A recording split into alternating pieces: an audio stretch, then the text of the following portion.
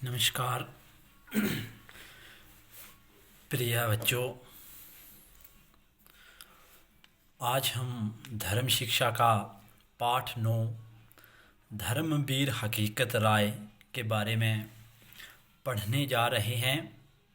तो धर्मवीर हकीकत राय, इनका नाम धर्मवीर, नाम के आगे धर्मवीर क्यों जुड़ा, इन्होंने कौन से ऐसे काम किए और ये कौन थे, इनके बारे में आज हम पढ़ेंगे।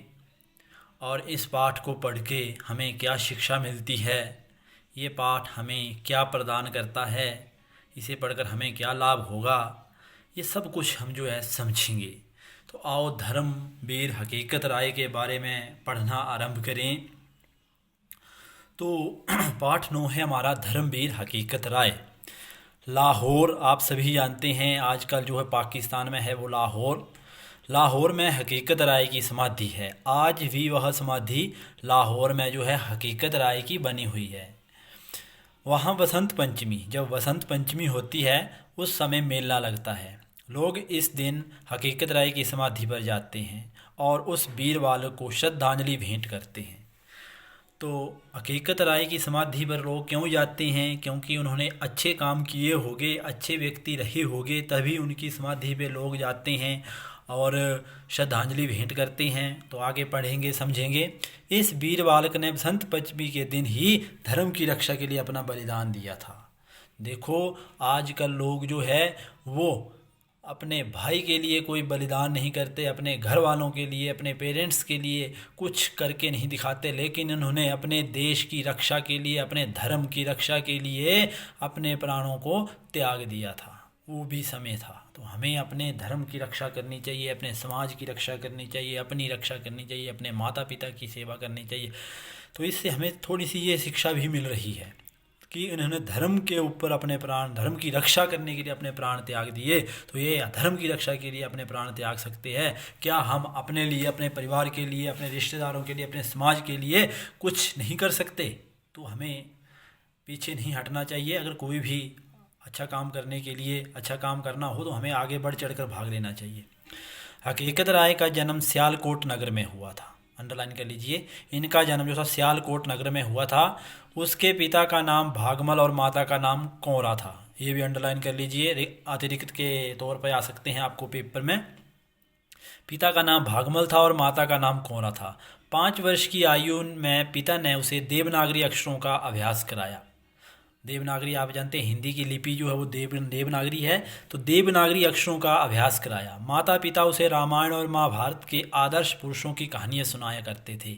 धर्म के बारे में माता पिता उन्हें बताया करते थे कि रामायण में और महाभारत में किस प्रकार के लोग रहे और किन की विजय हुई, किन की पराजय हुई, वो सब कुछ उसे बताया करते थे।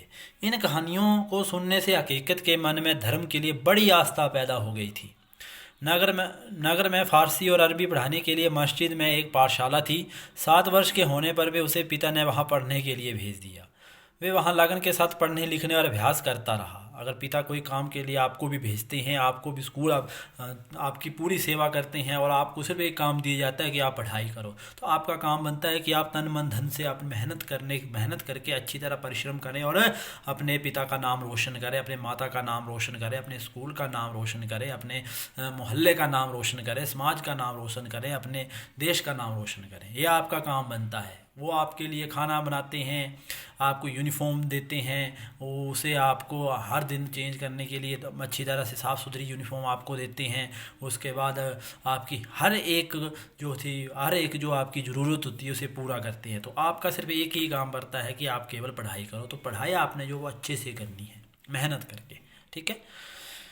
तो वो भी लगन के साथ पढ़ने का अभ्यास करता रहा। देखो, लगन के साथ मेहनत की उसने, तो उसका नाम आज, उसके बारे में आज हम पढ़ रहे हैं।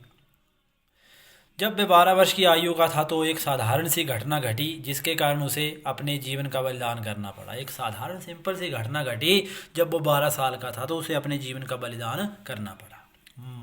मकतबा आपको पता है कि पाठशाला को कहते हैं और प्रिंसिपल काजी को कहते हैं। मकतब पाठशाला के काजी कहीं गए हुए थे। पाठशाला जो थी उनकी, जो मुसलमान या मुस्लिम लोग होते हैं वो मकतब कहते हैं पाठशाला को। तो उनकी जो पाठशाला थी वहाँ के काजी प्रिंसिपल साहब जो थे वो कहीं गए हुए थे। बच्चे खेलने लगे और खेलते खेलते मुसलमान बालकों का हकीकत राय के साथ किसी बात पर झगड़ा हो गया। मुसलमान हकीकत राय को बहुत तंग किया।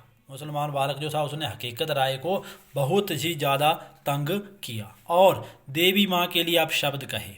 जैसे देवी माँ अर्थात भारत माता के लिए अपशब्द, बुरे शब्द, अपशब्द को अंडरलाइन करिए, बुरे शब्द कहे। हकीकत राय देवी भवानी को इष्ट देवी मानता था। उसे क्रोध आ गया। उसने रसूल जादी फातिमा के लिए उन शब्दों को दोहरा दिया। तो उसने भी उनके देवी या देवता को कुछ कह दिया। इस पर मुसलमान बालक उस पर टूट पड़े। बहुत 2 4 5 7 मुसलमान बालक उस पर टूट पड़े। उसे दिल खोल कर पीटा और काजी साहब के आने पर उसकी शिकायत की कि इस काफिर ने रसूल जादी को गाली दी है। उसे मारा भी और ये भी बोल दिया कि ये हमारी देवी माँ को गाली दे रहा है। पहले गाली उन्होंने दी थी लेकिन बात पलट दी। काजी साहब को चाहिए था तो ये था कि दोनों पक्षों की बातें सुनकर बीच बचाव करा देते, परंतु वे इस शिकायत को सुनकर आपे से बाहर हो गए।